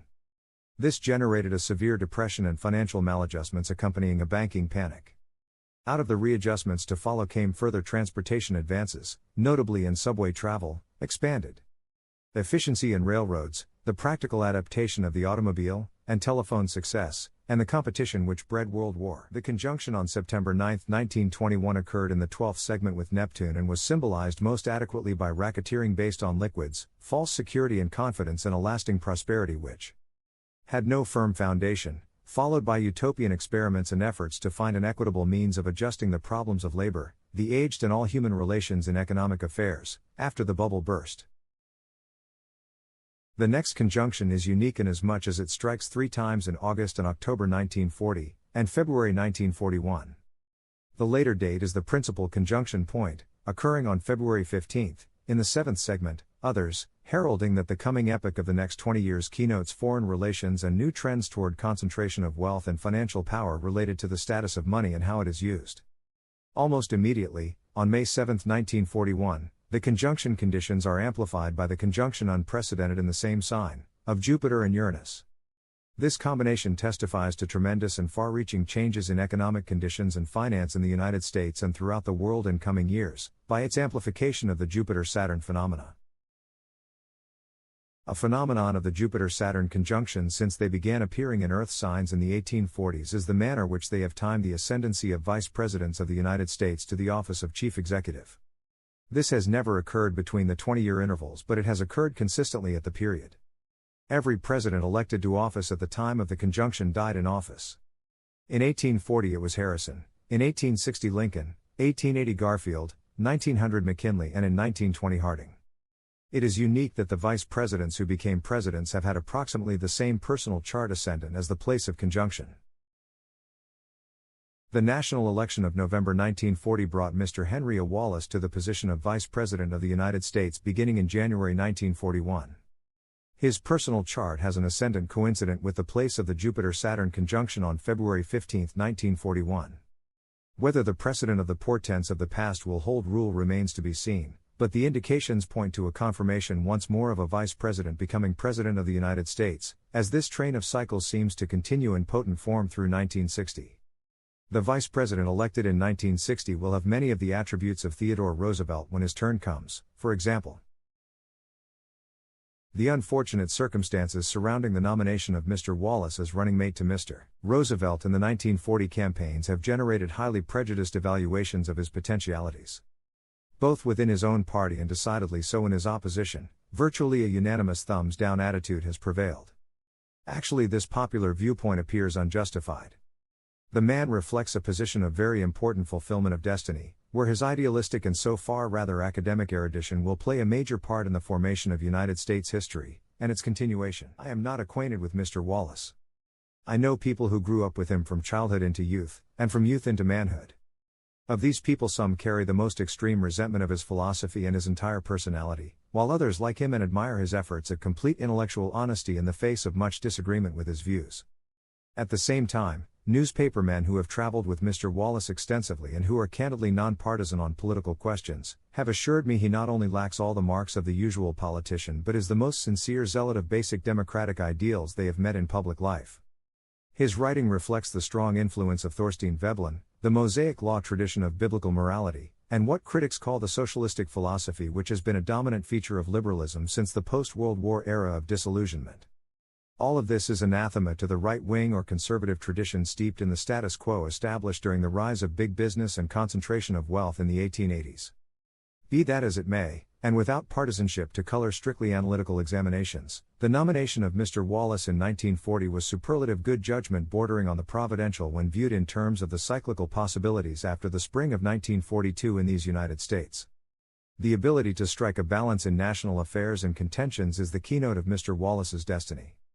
He has the ability to unite the country happily, to iron out many of the deep hatreds, and to turn the anger, generated more from the whiplash of overbearing, undiplomatic and sarcastic attacks than the lack of a common national desire for unity, into a greater United States.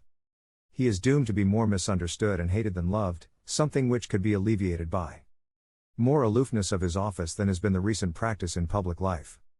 His greatest weakness is an innate sensitivity, high emotionalism, and liability to influence by the opinions of others, which comes from a truly scholarly effort to arrive at truth and a constant effort to avoid the dangers of factional axe grinding and partisanship. He reflects considerable financial imprudence, and his life cycle holds the portent that his greatest difficulties in public office have their seats in diplomatic relations, prices and finance. Matters obviously more successful if delegated to advisors of equal intellectual potentialities. And, as a potential national leader, his so far unrealized possibilities point to his becoming one of the great in history years hence. Development of his potentialities is important. In 1935 I wrote and issued the monograph Inflation, Its American Portent, presenting the statistical and psychological factors that pointed to a major inflationary epoch having reflected signs of beginning in early 1934. In that discussion, timing evaluations, pointing to a lack of danger zones materializing prior to 1940 or 1941, were precise, conclusively proving that the inflationary flurry of 1936 held no major importance. The events since have confirmed the evaluations offered at that time. The most important elements concluded from the detailed recital of technical factors involving inflationary potentialities in that monograph offer no reason for repetition here, with one exception. It is the coincidence of the time factors in all major inflationary periods of the past. As every age and each period of economic stringencies presents problems without precise similarities, it is usually concluded that the basis for parallel endings of credit expansion programs are unlike. The German mark inflation of the post-World War I era can hardly be duplicated in the same manner again, while modern nations are so constituted that their treasuries will never cut the metallic content of their coin in order to use the filings for additional money. This procedure was practiced by English rulers of the 14th and 16th centuries with disturbing inflationary effects. Nevertheless, the element of timing has been exactly duplicated in all major epochs of this kind, in spite of unlike inflationary causes. Even a cursory view of this parallel jogs us. The accompanying page presents a coordination of the few major inflationary spirals which have occurred in our age.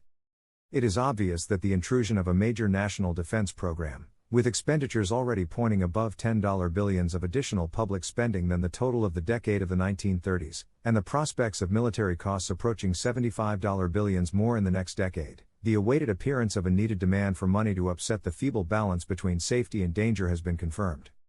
In the fall of 1940, the Treasury already suggests an increase in the legal national debt limit by $15 to $20 billions. At any rate, the inflationary index started in early 1934, pushed into the danger zone in 1940. There is promise that Herculean controls will be used in the event inflationary activity grips mass psychology, so an explosive stage impends. This is a responsibility of leadership, but just as it is an annual hope to bring into actuality a balanced budget, so it is that the best of plans can be sent askew by coming events. Consequently, broad inflationary portents are an ominous and serious actuality. Briefly, in the history of the United States, there have been several periods of inflation in one form or another. There was the greenback inflation between 1862 and 1865, the bimetallic inflation from 1851 to 1855, the gold standard inflation from 1896 to 1914, and the gold standard inflation of the 1920s. But all of them lacked the ingredients of major inflationary cycles. Of major cycles, only a few have occurred in the past 1,000 years of economic history. Major inflationary cycles of the past include the German and French inflationary periods brought on by the World War. They both struck explosive stages in 1922, but it was only in Germany that extremes developed. The English inflations, resulting principally from currency debasements, in 1344 to 1352 and from 1543 to 1551, were controllable until their 7th years, when the unexpected intrusion of wars and increased domestic expenses developed demands beyond the capacities of the treasuries. The speculative inflations of 1711 to 1719, the South Sea Bubble and the Mississippi Bubble, combined into uncontrollable extremes in the 7th year by mass hysteria which followed the saturation point in values. And the experience of the government of France, when faced with the dire necessity of overcoming depression and collapse, by the device of a signet started in 1789, remains as one of the greatest credit fiascos of the past. It is a hope that the perspective of the past will prevent a repetition in our time, but so far the implications are continuing to be unsavory in the prospects. The fourth phase of current American phenomena, to very briefly review, involves the business cycle. This is a subject which literally heads the list of daily evaluations of business activity and prospects. Much able effort has been given to formulating means of smoothing the ebb and flow, or depressions and booms, of business activity, but the same old ups and downs persist. In spite of the attention it has been given, popular opinion is in a constant fog about which phase of the cycle lies ahead. Even though their hopes convince them it will be upward. Over the past century of American business activity, there have been innumerable ups and downs in business, finance, and prices. To coordinate all the economic factors that reflect the economic state of the nation adequately in one index has been an academic effort for decades. To my knowledge, no complete index has ever been formulated. The nearest approach to such an ideal was developed by Dr. Virgil Jordan and Mr. Mark Rose when the preparation was being made to launch the Business Week by the McGraw-Hill Company. My own suggestions in the experiments with the index in the first few months of use did much to officially credit me with playing a large part in the establishment of the publication. However, when the astute repertorial realism of Mr. Rose was outweighed by the need for publishing shekels, and Dr. Jordan moved to far more suitable places in the sun, shenanigan began to bring revisions in the index. Today it is probably the best index in general circulation, but it overweighs some factors and slights others. In the class circulation papers of large following Barron's index is best. By utilizing a relatively complete index, a major cadence approximating 15-year epochs becomes apparent in charted statistics of business activity. From half of this has appeared the well-known 7-year cycle theory, but a grasp of the significance of the complete 15-year period has been missed generally. Part of the reason is that major tops to major bottoms have run to near 13 years and then been followed by a 2-year correction to complete the epoch. In other cases, the entire 15-year period has been broken by minor ups and downs, even though it is lost sight of that the major trend was upward, for example 1914 to 1929. Again, we talk of commodity prices, or stock prices, in terms of the business cycle, when we mean commodity prices or stock prices. Commodity prices follow a similar cycle as other salient business indices, but they do not always exactly parallel those indices. There was a downward commodity price trend of 13 to 15 years from 1857 highs, 1864 highs, 1882 highs and the 1920 highs. Upward swings marked 1852 to 1864, 1896 to 1910, 1911 to 1920, although the later two epochs were actually a consecutive unit. The fluctuation in the exact length of each epoch does not cancel cyclical cadence but reflects the intrusion of contingent factors affecting the single item selected.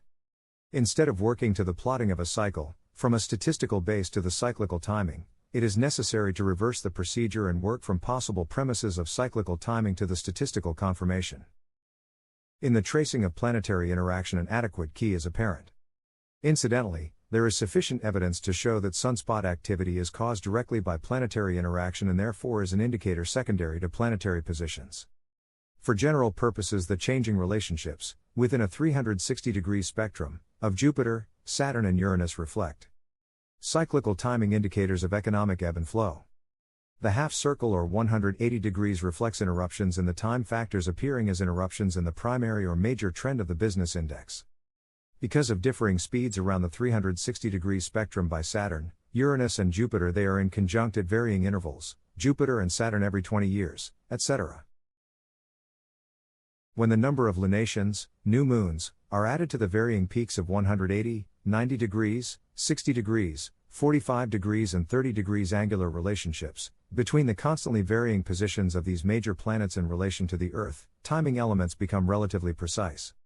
For 180 lunations is just short of 15 years, and 90 lunations about 7.5 years. For example, the beginning of another major downward cycle is assumed in stock market prices from the fall of 1929.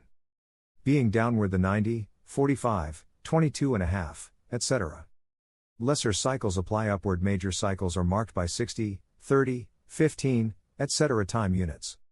In tracing the trend since, we find that 90 months elapsed from the 1929 top to the 1937 high.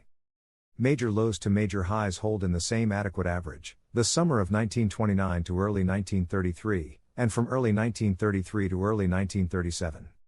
Extending this cadence from the highs of 1937, one in February and the other in August, the projection results in another important low between late 1940 and early 1941, and another high 45 months later in 1944.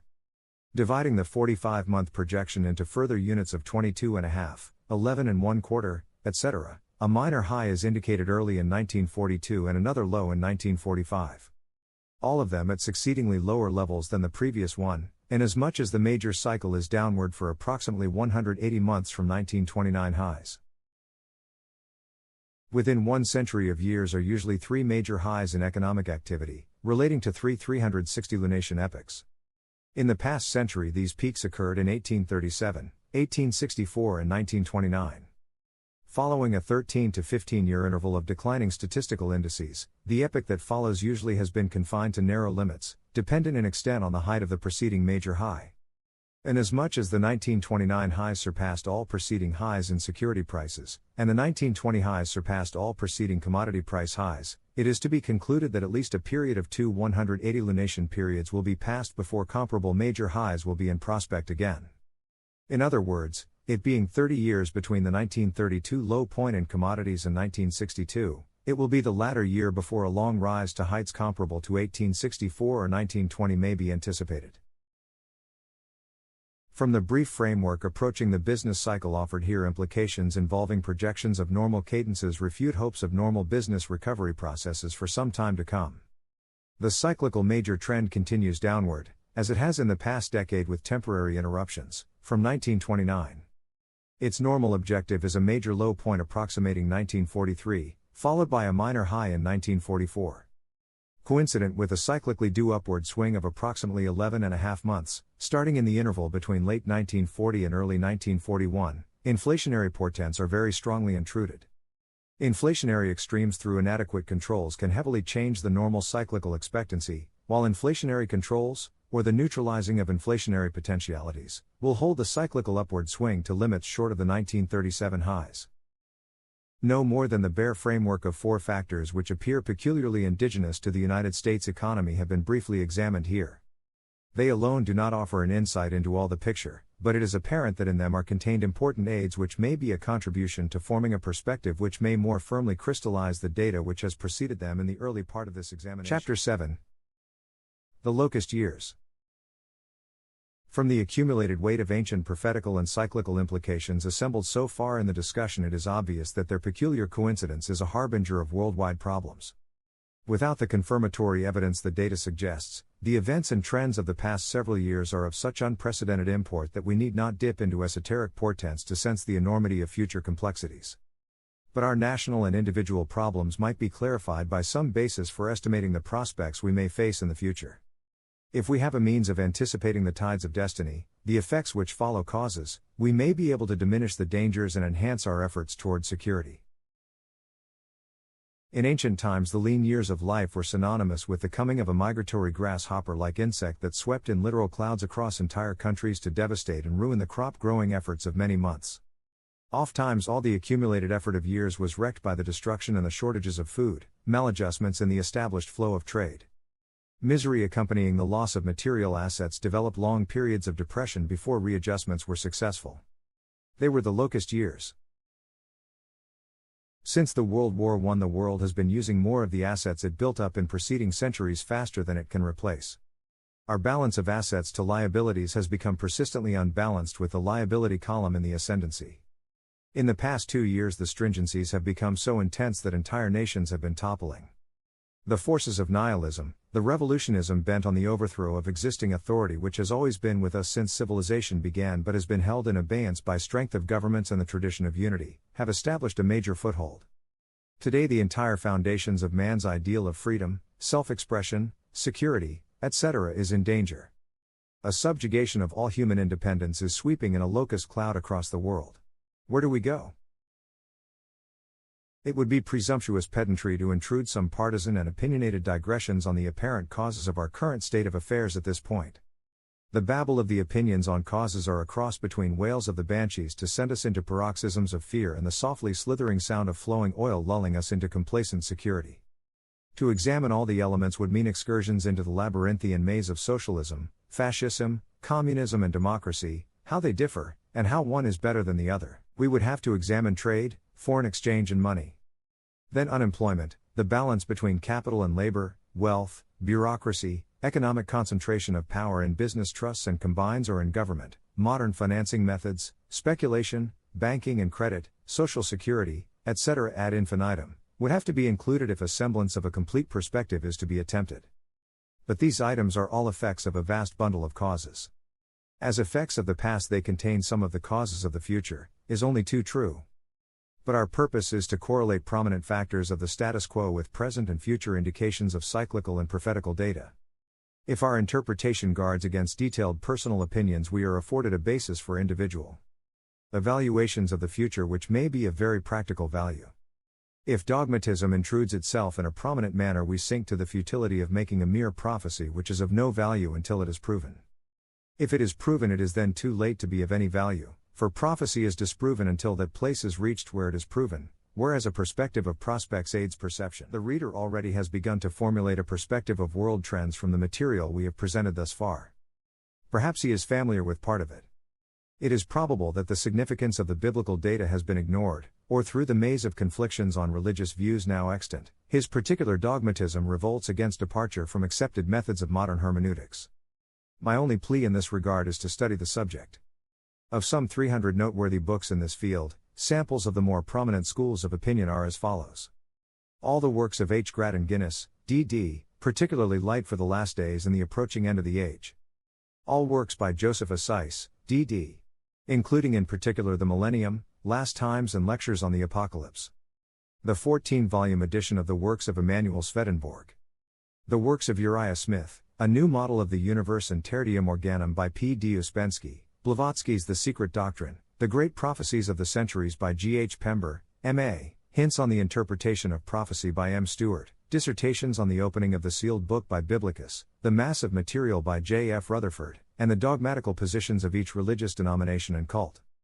That is only a start, but probably it will be enough to form a basis for conclusions out of the maze. Predicated on the framework here offered so far, as the underlying trend of domestic and world affairs, a return of the locust years is in prospect in our day. Wars and maladjustments never last forever. In their wake come the periods of readjustment experienced as post-war depressions. The ability to re-establish foundations for normalcy is in direct ratio to the spiritual, moral and material losses that mark the end of the conflict. Today we face the road to war, forced on us by the urge for self-preservation, while we are bogged down with enormous complexities of economic, social and political problems arising from the cross-purposes of years past. From within and from without, our foundations for living are in danger. Our position is like a tightrope walker teetering across an abyss. Our hope is that no sudden gusts of wind, or mental lapses which may distract our attention from our situation, may burst a descent to ruin upon us. Appraisals of cyclical portents carry their own proof.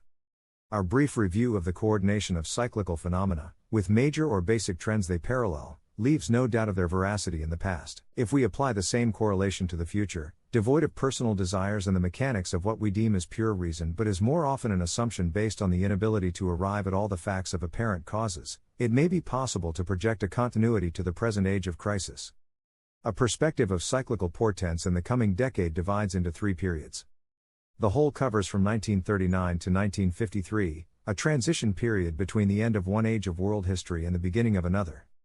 The divisions are, from 1939 to 1942, from 1943 to 1947, and from 1947 to 1953. The first period, 1939 to 1942, crystallizes major attacks on the traditions of the past, opening the way for struggles and controversies which accompany the changes engendered by the force of the attacks. The second period, 1943 to 1947, is the center of the transition, where tradition, grasping that a death blow is in process, arises to active resistance against the new forces. The third period, 1947 to 1953, reflects the exhaustion or post-struggle stage, where out of the wreckage a new foundation is attempted. Hostilities started in 1939 are due for cessation between the fall of 1940 and the spring of 1941. But peace in the world, a lasting basis for that stability, which can only come from dominant power or the entire exhaustion of hatreds, jealousies and animosities, is improbable until after 1950 at the earliest. It is only candid appraisal to recognize that England is in an impossible position. The capital of the British Empire is pointed for removal to another location or, at best, the maintenance of the island of England as an armed camp virtually cut off from the Empire. In December 1940 or January 1941 efforts to inflict a crushing blow on the island impends. The outcome should materialize a basis for armistice in the hostilities, not later than February and March 1941 and possibly before. Whether the reign of the beast will begin at that time, with all Europe dominated by one head, or whether the reign began early in 1940, remains to be seen. The present estimate begins from early 1940, so that in 1943 this reign will be broken amid chaotic conditions as Russia becomes a salient factor in the scheme of events, confirming the 42 months prophecy. Under the beast ideology of the Antichrist, the world falls into three alignments: fascism, communism and democracy, European, Asiatic, and American. The attack cycle attempts to make Europe for fascism by ridding out British and American influence and power, to make Asia for communism with the balance of power in Japanese and Russian hands, devoid of interest or authority by Britain or the Americas, including India and Malay, and to make the Americas united for democracy. If and when these alignments are made, each of the three groups will be at each other's throats. Fascism will be forced by economic pressure to intrude on the democracies, either by direct inroads on Central and South America or by direct attack on North America. But the forces of communism are in as much of a precarious position as the fascists. They are faced with the choice of meeting the fascists, or beating the fascists to efforts against the democracies. This offers the prospects of the world's Armageddon between 1945 and 1950 in this alignment, or 7 years after the rule of the beast begins.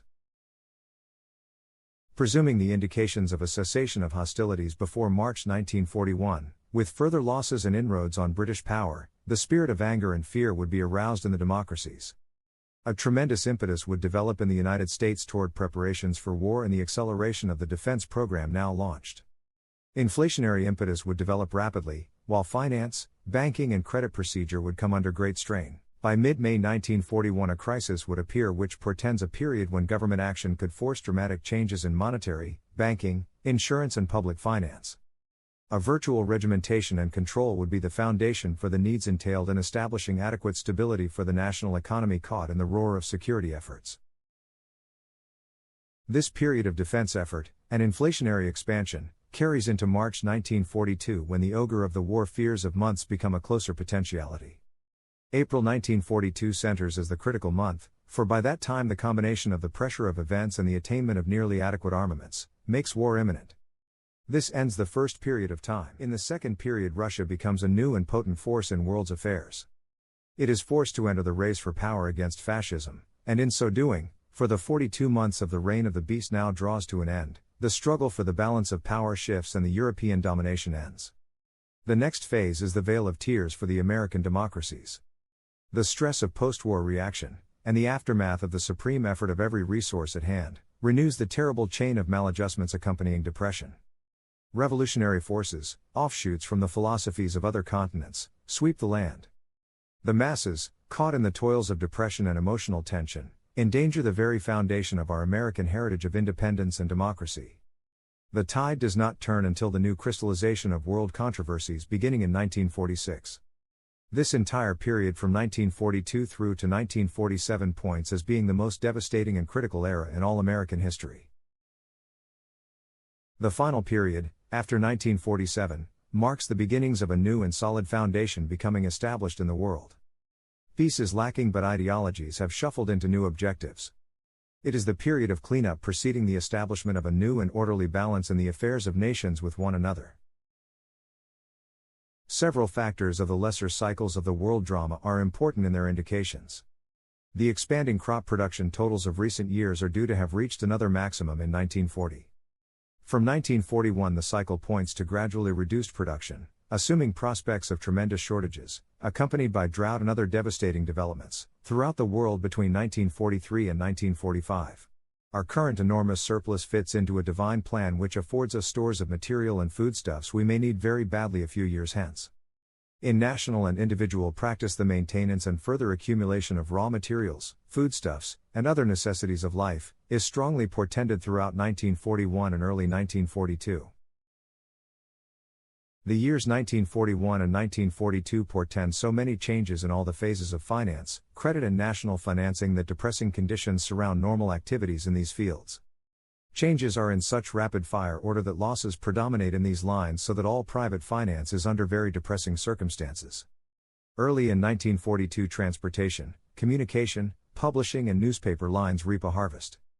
But late in the year the course of events reverses itself in 1943, 1944, into 1945, are beset with tremendous difficulties and losses in connection with these fields. In 1946 through 1947, building, construction, and allied fields suffer, with prospects of renewed price depression in agricultural products, farmland and general property holdings.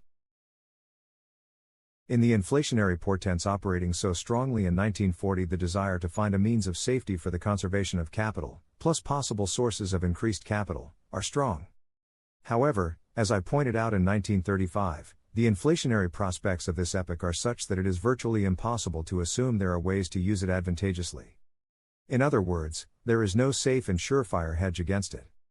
The problem of national security is so strongly grasped by leadership, and justly so, that with the exception of the first phases of booming demand, there is no method to assure individual gain.